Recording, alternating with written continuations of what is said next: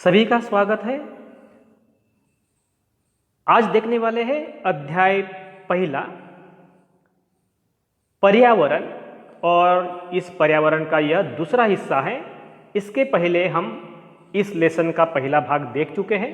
अगर आपने नहीं देखे हैं तो आप इस वीडियो के डिस्क्रिप्शन बॉक्स में लिंक दी गई है, उसको क्लिक करके आप पहला हिस्सा देख सकते हैं। अगर आप पहली बार यह वीडियो देख रहे हैं तो सब्सक्राइब जरूर करें, और अगर आप पहले सब्सक्राइबर है तो यह वीडियो लाइक जरूर करें और हो सके तो अपने दोस्तों के साथ शेयर भी करें। भाग 2 पर्यावरण का,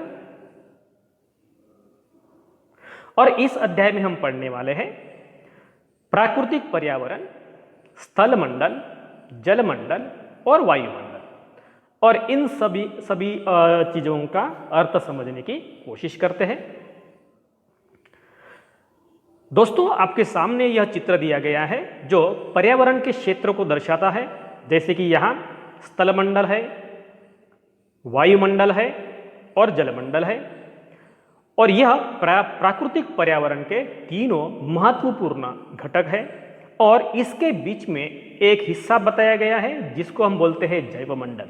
अभी जैवमंडल इसीलिए कहा जाता है कि जो जीव जंतु होते हैं ये स्थलमंडल में पाए जाते हैं, जलमंडल में पाए जाते हैं और वायुमंडल में पाए जाते हैं। और इसीलिए इस इलाके को, मतलब वायुमंडल, जलमंडल, स्थलमंडल, इसके ट्रायंगल के बीच में जो हिस्सा है वो जीव जंतुओं के लिए उपयुक्त होता है, और इसीलिए इसको हम बोलेंगे जैवमंडल, जहां सजीव सृष्टि रहती है। जैसे कि आप यहां देख रहे हैं कि जिसको हम पर्यावरण बोलते हैं, पर्यावरण के 2 प्रकार है, भौतिक पर्यावरण और जैविक पर्यावरण। भौतिक पर्यावरण में आते हैं स्थलमंडलीय, जलमंडलीय और वायुमंडलीय, और जैविक में आते हैं जंतु और वानस्पतिक, जिसको जीव जंतु पादप जैसे बोलते हैं। तो ये सब चीजें जैविक में आ जाते हैं। तो ये हो गए हैं पर्यावरण के 2 महत्वपूर्ण हिस्से, भौतिक के 3 महत्वपूर्ण हिस्से और जैविक के 2 महत्वपूर्ण हिस्से। दोस्तों, जैसे कि यहाँ आप देख रहे हैं, जैसे जीवीय और अजीवीय पर्यावरण के कुछ हिस्से होते हैं, तो इसमें जीवीय और अजीवीय। तो जीवीय का मतलब होता है सजीव प्राणियों का जो संसार होता है, जैसे मतलब पादप होते हैं, जीव जंतु होते हैं, उसको हम बोलेंगे जीवीय पर्यावरण। और अजीवीय जो होते हैं, जो निर्जीव पदार्थों का जो संसार होता है, निर्जीव पदार्थों का जो दुनिया होती है, उसको हम बोलेंगे अजीवीय। जैसे मतलब स्थल होते हैं, तो ये हो गए अजीवीय। ये 2 प्रकार हो गए हैं पर्यावरण के। तो दोस्तों, हम देखते हैं सबसे पहले प्राकृतिक पर्यावरण। प्राकृतिक पर्यावरण में क्या क्या चीजें आती है, देखिए। जैसे मतलब भूमि आती है, जल आता है, वायु, पेड़ पौधे, जीव जंतु, ये सभी चीजें मिलाकर प्राकृतिक पर्यावरण बनता है। तो फिर से देखिए, भूमि, जल, वायु, पेड़ पौधे और जीव जंतु मिलकर क्या बनता है? प्राकृतिक पर्यावरण बनता है। तो सबसे पहले हम बात करेंगे जो भौतिक पर्यावरण होता है, उसमें से सबसे पहले हिस्सा है वो है स्थलमंडल। तो स्थलमंडल को हम समझने की कोशिश करते हैं।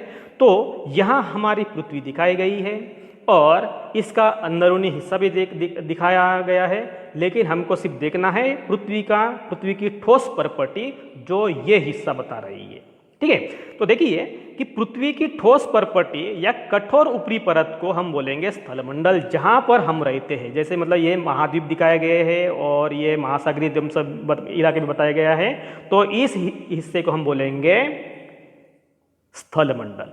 और यह स्थलमंडल विभिन्न चीजों से बना होता है, जैसे कि चट्टान होते हैं, खनिज होते हैं, और यहाँ मिट्टी की पतली परत होती है। यहाँ मिट्टी की पतली परत होती है, और इस स्थलमंडल में बहुत सारी स्थलाकृतियां भी पाई जाती है, जैसे पहाड़ है, पठार है, मैदानी घाटी है, जैसी विभिन्न स्थलाकृतियां यहाँ अपने को दिखाई देती है। जैसे कि आप यहाँ देख रहे हैं, समुंदर है, ये पर्वतीय इलाका है, ये मैदानी इलाका है। तो ये सभी चीजें स्थलमंडल में पाए जाते हैं।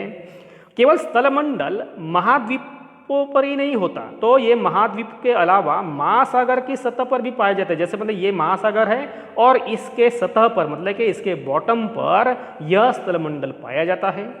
और ये स्थलमंडल का महत्व है कि हमको स्थलमंडल से वन प्राप्त होते हैं, कृषि एवं मानव बस्ती के लिए भूमि मिलती है, पशुओं के लिए चरने के लिए घास स्थल से प्राप्त होते हैं। और इतना ही नहीं, इसकी सबसे बड़ी खासियत ये है कि हम जिस खनिज संपत्ति का इस्तेमाल करते हैं वह खनिज संपत्ति भी इसी स्थलमंडल से ही प्राप्त होती है। तो ये हो गया है स्थलमंडल का महत्व, ये स्थलमंडल का अर्थ हो गया है, स्थलमंडल की रचना हो गई है और स्थलमंडल का महत्व भी हो गया है यहाँ। तो इस तरीके से स्थलमंडल को हम समझने की कोशिश किए हैं। चलिए, आपके लिए एक एक्टिविटी दी गई है, जैसे कि अपने आसपास के स्थल को देखना है और आपके पड़ोस में भूमि का उपयोग किस किस तरह के लिए किया जाता है, तो उसकी आपको क्या बनाना है, सूची बनाना है। तो इस सूची में आपको बताना है कि आपके पास जो भी भूमि है उस भूमि का उपयोग किसके लिए किया जाता है, ये आपको निरीक्षण करके अपने नोटबुक में नोट करना है। दोस्तों, दूसरा हिस्सा है जलमंडल का, जो भौतिक पर्यावरण की जिस बात कर रहे हैं तो उसमें से यह दूसरा हिस्सा है। और जलमंडल को हम डिफाइन कैसे करेंगे, उसकी व्याख्या कैसे करेंगे, देखिए ये सिंपल सी है। जल के क्षेत्र को जलमंडल कहते हैं।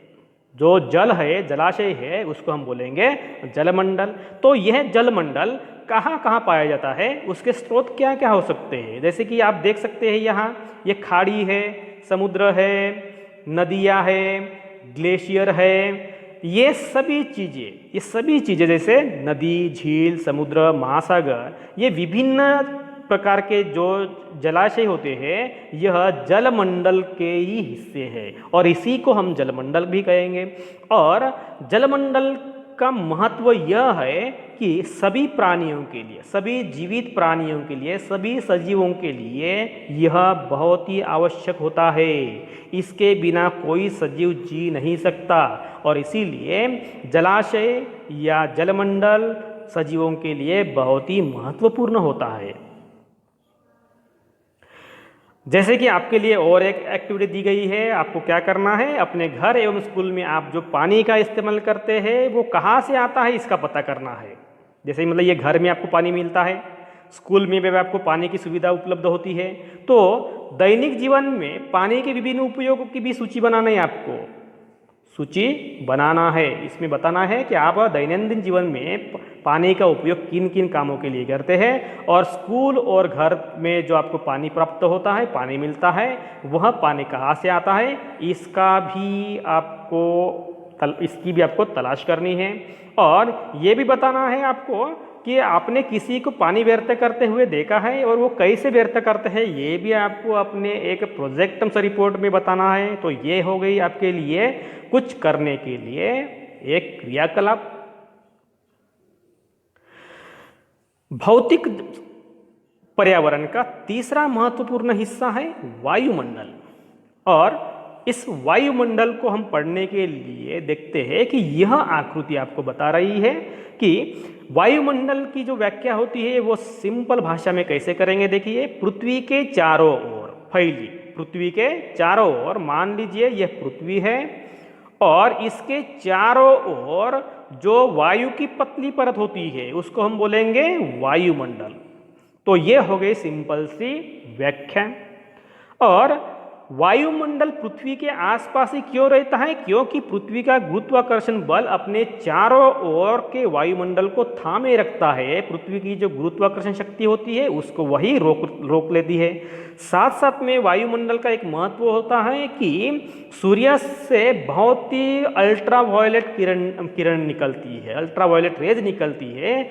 उस किरणों से हमारी रक्षा होती है इसी वायुमंडल से, क्योंकि वायुमंडल में एक विशिष्ट प्रकार का ओजोन लेयर होता है जो सूरज से निकलने वाली जो इतनी अतिनील किरण होते हैं, अल्ट्रावायलेट रेज होते हैं, उससे हमारी रक्षा करते हैं। अगर वह लेयर अगर नहीं होता है तो हमको स्किन डिसीज जैसे कैंसर रोगों का भी सामना करना पड़ता है और इसीलिए वायुमंडल का यह एक महत्व होता है। तो वायुमंडल की रचना कैसी होती है, देखिए यार, वायुमंडल में क्या क्या चीज़ें होती है, जैसे गैस होती है, धूल के कण होते हैं, जल बाष्प होते हैं, ये सभी चीज़ें वायुमंडल में मौजूद होते हैं।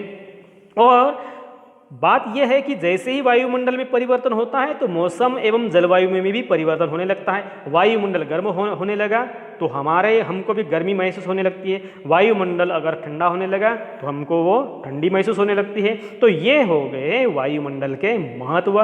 तो आप यहाँ देख रहे हैं कि वायुमंडल के विभिन्न स्तर भी आप देख सकते हैं। जैसे कि जहाँ हम रहते हैं वो ट्रोपोस्फियर है, उसके ऊपर स्ट्रेटोस्फियर है, उसके ऊपर मेसोस्फियर है और उसके ऊपर थर्मोस्फियर है। तो ये हो गए वायुमंडल के कुछ परतें। तो दोस्तों इस तरीके से हम पर्यावरण का जो भौतिक हिस्सा है उसको हमने समझने की कोशिश की है और इसी अध्याय का अगला हिस्सा हम नेक्स्ट वीडियो में देखेंगे।